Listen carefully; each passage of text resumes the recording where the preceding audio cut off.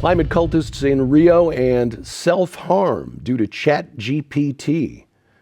It's 5 and 10 from Skywatch TV. 5 things you need to know in about 10 minutes for Tuesday, November 11th, 2025.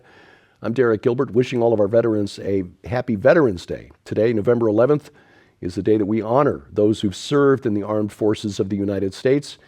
Most of us of my age or younger have not been required to serve, but for those of you who volunteered and those in the older age groups who were drafted and stepped up and did your duty, on behalf of Skywatch TV, thank you. Thank you. Topic number 5 today, paid to slay. In Israel, the Internal Security Service Shin Bet presented data this week that revealed a very disturbing truth. This is that 80% of convicted terrorists who have murdered Jews, murdered Israelis, and were later released from prison returned to terrorism. These figures, delivered during a Knesset committee hearing on recent and past prisoner exchanges tied to hostage and ceasefire deals, as part of the most recent ceasefire deal between Israel and Hamas, brokered by the United States, some 2,000 Palestinian security prisoners were released. Many of them had been convicted of violent attacks against Israeli civilians and soldiers. Shin Bet noted that this same pattern of returning to violence emerged after the 2011 exchange for soldier Gilad Shalit. He was a tank corpsman who was kidnapped in the Gaza envelope back in 2006, released in 2011 in exchange for 1,000 Palestinian security prisoners. About half of those returned to terrorism, but among those convicted of murder, the murder rate or the return rate was 80%. At the time of the Shalit deal, about 850 of the released prisoners were described as having blood on their hands. And today, only about 110 of them remain behind bars, despite original sentences meant to keep them incarcerated for the rest of their lives. The committee also heard that since the Shalit deal, about 80% of terrorists sentenced to life terms have eventually been released through subsequent hostage or ceasefire exchanges. You see, the Palestinian Authority, Hamas, Palestinian Islamic Jihad, they have learned that if you kidnap one Israeli, you can get back 1,000 very dangerous men. And even corpses, as we've seen over the last few weeks, are as good as gold when it comes to negotiating with the Israelis. Shin Bet further reported that about 4,000 security prisoners have been released since October 7th in various negotiated agreements, which means that anywhere from 2,000 to 3,200 of them will ultimately return to commit acts of violence against Israelis. Item number 4, COP30, or should we say CON30, because that's what it is. The world's elites are gathered for the next couple of weeks in Brazil, in the Amazon near Rio de Janeiro, through which they cut down tens of thousands of acres of rainforest to make a new 8-lane highway so the world's elites wouldn't have to sit in traffic to get to the meeting site because, they're just too important to waste their time sitting in traffic, don't you know? Just so you know, their purpose during the next couple of weeks is to try to find messaging that will scare you and me into letting them tell us how to live our lives. The messaging that they will use, breaching the 1.5 degrees Celsius global threshold will lead to runaway temperatures and, of course, catastrophe. Human-caused tipping points, that is, will produce unimaginable natural disasters, catastrophe, and attributing single-event bad weather incidents, single hurricane or whatever. Well, of course, that's because we're using hydrocarbons to power our vehicles and cause catastrophe. The 1.5 degrees Celsius figure is a meaningless number that was invented by politicians and activists based on models with sketchy at best assumptions to concentrate the minds of the net zero cultists. The tipping points are climate model. I love the way the author of the piece I'm citing put this, cod swallop. That's a word that needs to be used more often, cod swallop. And again, this is just based on guessing into the future. I mean, let's face it. Meteorologists cannot predict with 100% accuracy what's going to happen 48 hours from now, but we're supposed to believe that they can tell us what's going to happen 100 years from now if we don't give up our internal combustion engines. Changes are said to be occurring at unprecedented rates caused primarily by humans increasing atmospheric levels of carbon dioxide. In fact, temperature rises across the globe very small, about 1 degree Celsius over the last 200 years. And this makes allowances for fake temperature estimates, measurements that are based on thermometers in urban heat sinks. When you put a thermometer in an area that's surrounded by concrete, you're not getting accurate temperatures. The fact is, recent accurate satellite measurements of temperature show that overall global temperatures have actually decreased in 2025, but you won't hear that coming out of COP30. Just remember, it's about control, not climate. Item number 3 today, Chat-GPT. Chat-GPT's maker, OpenAI, and its founder, Sam Altman, being sued. They're facing 7 lawsuits right now, alleging that the chatbot was psychologically manipulative and drove multiple people to unalive themselves.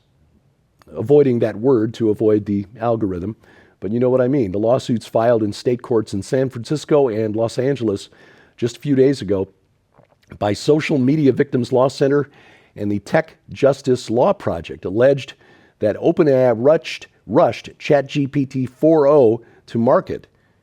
4.0, this was to basically get it out there ahead of its competitors, and as such, the proper safeguards were not installed or protocols to protect users against emotionally harmful conversations. See, AI chatbots are engineered to engage us, to draw us into conversations by reflecting back to us things that we are projecting through the words we choose, the words and phrases we choose.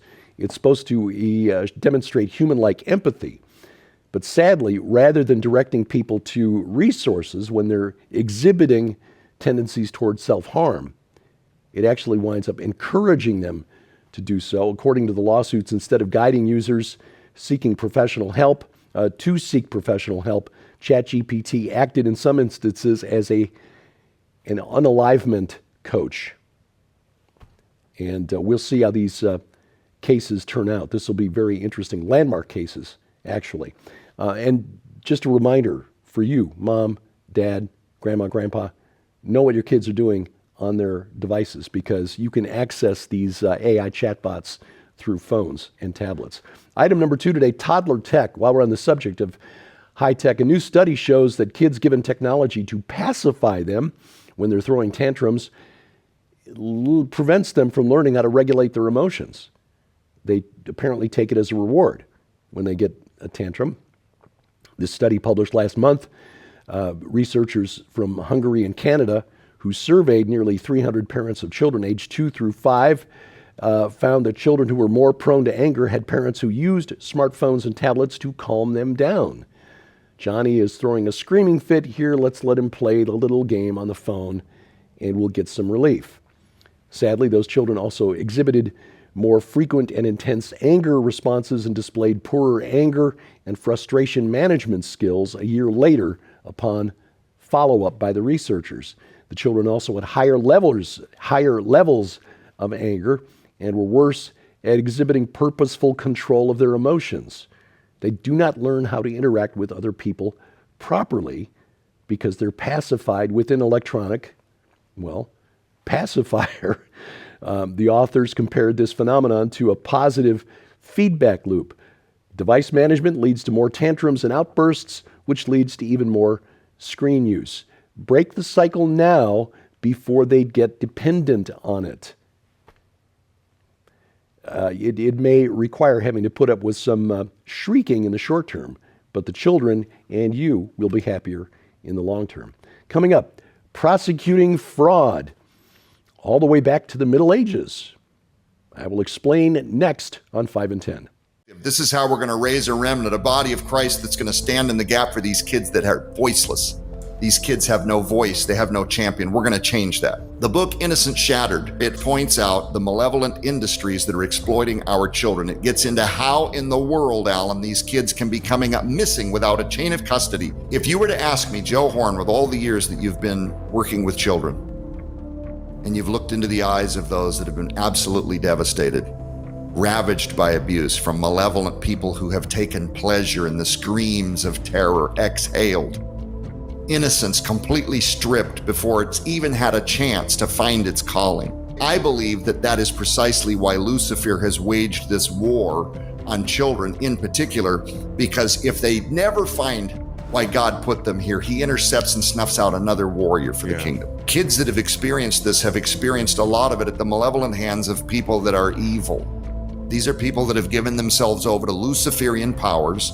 These are people that take delight in the suffering of children. The average, based on the most intelligent aggregators of information that we have in the United States right now, place it at about 11 to 12 children per day from foster care alone, not the vast population of kids growing up in homes where they haven't been removed yet or coming up missing. No clue where they've gone, they're just gone. Many who will end up being classified as runaway. People feel stirred by it, they want to support you, but they themselves don't feel that they have what it takes to endure barrage after barrage of just the worst parts of humanity. It's in the book, Innocence Shattered. There is a ton of beautiful information, and people just aren't seeing it for the most part because they're not taking the chance. There is an appendix that goes on and on and on about some of the most beautiful ways that people can intervene. And I'm talking anybody, Alan. I don't care if you're grandmother on a pension. I don't care if you're a man that has billions of dollars in land.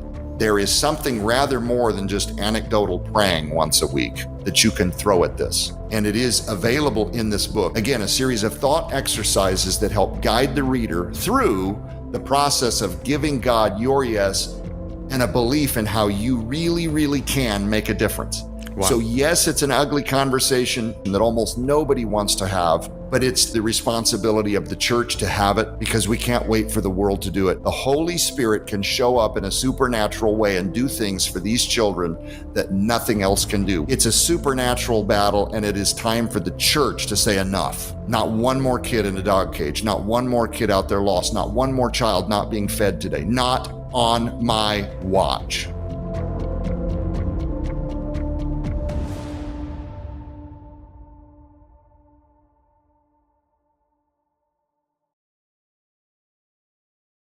Item number one today, Alaska is prosecuting Medicaid fraud all the way back to the Middle Ages, or at least Monty Python's version of the Middle Ages. Prosecutors with Alaska's Department of Law Office of Special Prosecution have filed criminal felony charges against the Knights of Ni LLC and its owner Ryan Carroll, accusing Carroll of defrauding the state's Medicaid system of more than $500,000.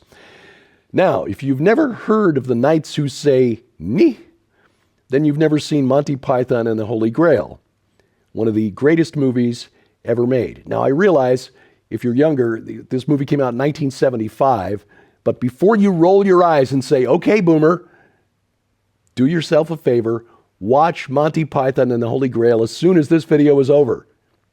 It's hilarious. Anyway, Carroll reportedly operated as a care coordinator, which is someone who helps Medicaid patients gain needed medical, social, and other services. Typically, these are people who are mentally or physically disabled, can't fill out the paperwork on their own.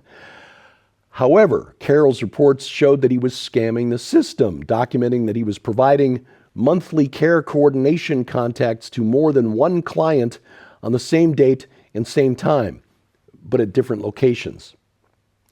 It was not clear whether he was making any contact at all with any of the assigned recipients. In fact, except in the case of one client, which kicked off the whole investigation in the first place. According to the criminal complaint, Carroll was allegedly having an inappropriate relationship with one of his clients. Again, bearing in mind, these are folks who are typically physically or mentally incapable of filling out their own paperwork.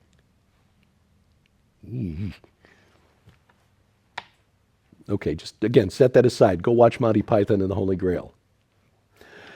This week on Skywatch TV, Innocence Shattered, a serious topic, and we will appreciate you watching these programs because it is something most of us don't want to engage with because it is distasteful, it is disturbing, but it is happening in your backyard. Joe's new book, the 6-part docuseries Rescue Us, part of a special offer from Skywatch TV, which we'll tell you about during the program. But some of the information during the program will just help to open your eyes as to how serious this is. You can watch it right now at skywatchtv.com. All of our video content is there at our website. You can also watch it over the air, our broadcast schedule at skywatchtv.com/channels. Now, you can watch it on your schedule by adding the Skywatch TV channel to your smart TV or set-top box, Roku, Amazon Fire TV, Apple TV, even Google TV or Android TV. Just go to their app store, find the Skywatch TV channel, download it, install it on your smart TV or set-top box, and then we'll be there whenever you click the remote. You can also watch us on the internet, youtube.com/@Skywatch Television. Please subscribe, share, click the bell for notifications, and hit the like button. Rumble.com/Skywatch TV, or download our free mobile app to your smartphone or tablet, whether it's iOS, Android, or Amazon Kindle Fire. We've got apps for all of those and links to their app stores at skywatchtv.com/app. Follow 5 in 10 online. We're on Telegram. You can find the Telegram channel there just by doing a search if you've got the app, or by going to t.me/5in10.